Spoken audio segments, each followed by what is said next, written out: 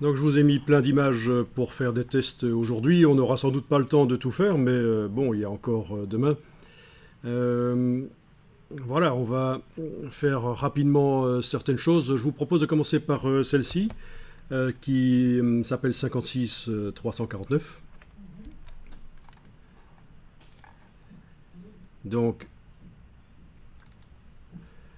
quand vous double-cliquez sur elle, je suppose qu'elle ne s'ouvre pas dans Photoshop. D'accord.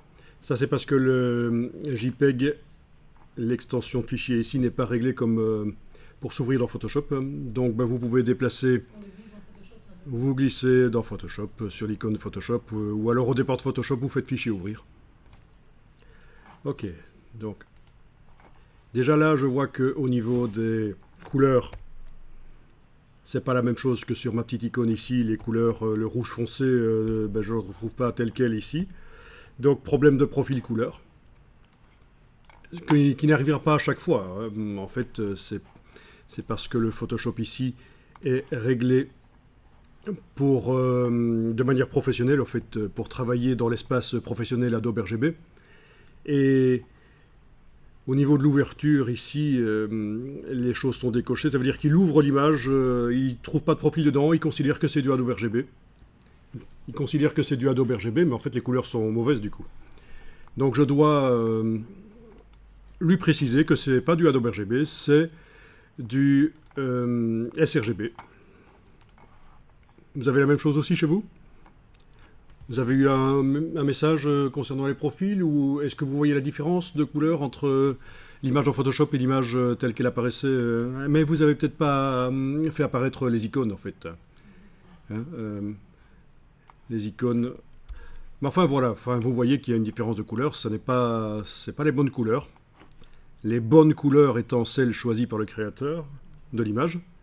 Même s'il a des goûts pourris, c'est ça les bonnes couleurs. Parce qu'on entend souvent parler des bonnes couleurs. Et on confond souvent les couleurs. Les bonnes couleurs, c'est quoi? C'est pas les couleurs qui me plaisent, c'est en fait les couleurs que le créateur de l'image avait choisies. C'est ça les bonnes couleurs.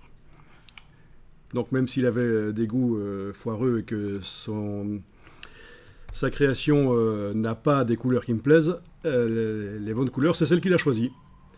Voilà. Ça paraît évident, mais c'est pas si évident que ça. Quand on discute de correction couleur et de contrôle couleur dans le monde du graphisme, on entend souvent parler donc des bonnes couleurs, et là, derrière ça se cachent parfois des choses assez différentes. Donc, menu édition attribue un profil sRGB, et donc là, les couleurs sont celles de l'image ici, c'est bon. Donc, si je vous montre cette image ici, c'est pour vous montrer comment supprimer rapidement le fond blanc, tout simplement. Alors, je vais utiliser la baguette magique puisque c'est une image assez infographique, c'est pas photographique dans ce cas-ci. Donc, on peut utiliser un outil qui normalement est assez foireux parce que sur les photos, ça sélectionne mal.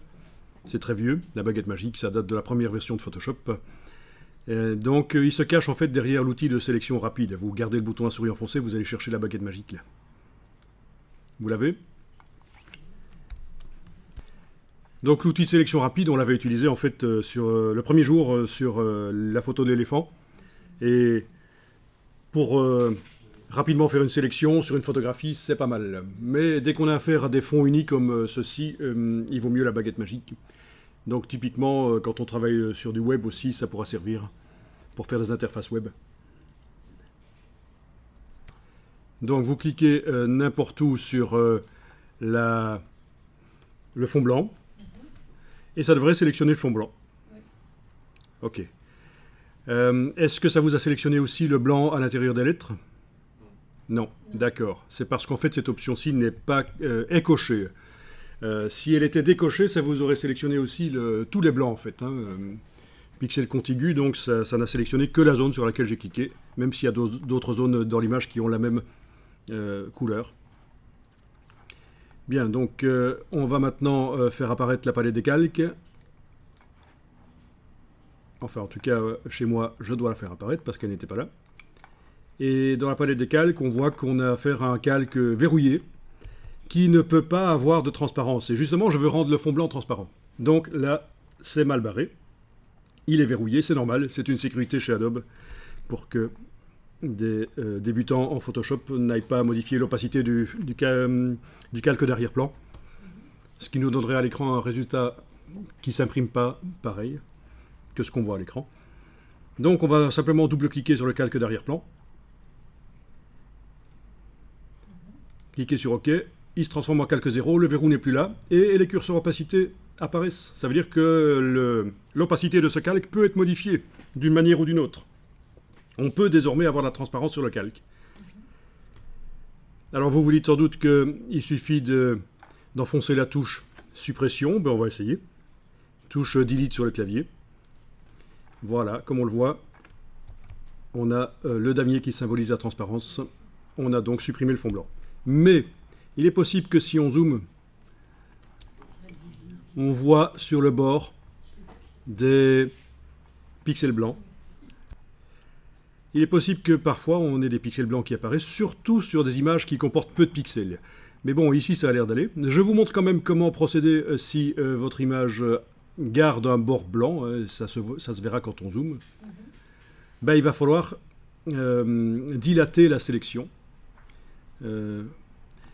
La sélection du fond blanc, là, la dilater pour qu'elle aille manger un peu l'objet. Et ça se fait par menu sélection, modifier, dilater. Sélection, modifier, dilater. Et là, on indique une valeur de pixels, 1 ou 2.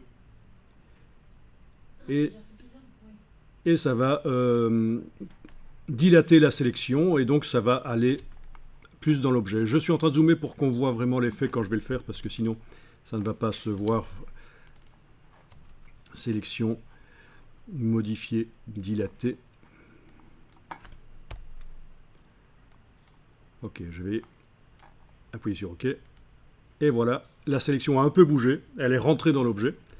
Et donc là, il suffit de faire un nouveau delete et le bord blanc sera supprimé. Enfin blanc, ça pourrait être n'importe quelle couleur d'ailleurs. Si vous mettez 2-3 pixels, ça va mordre plus. C'est dans les cas désespérés où on a vraiment un gros bord blanc ou de couleur qui est resté. Ça dépend. Parce que ça marche aussi si le fond avait été en couleur, évidemment.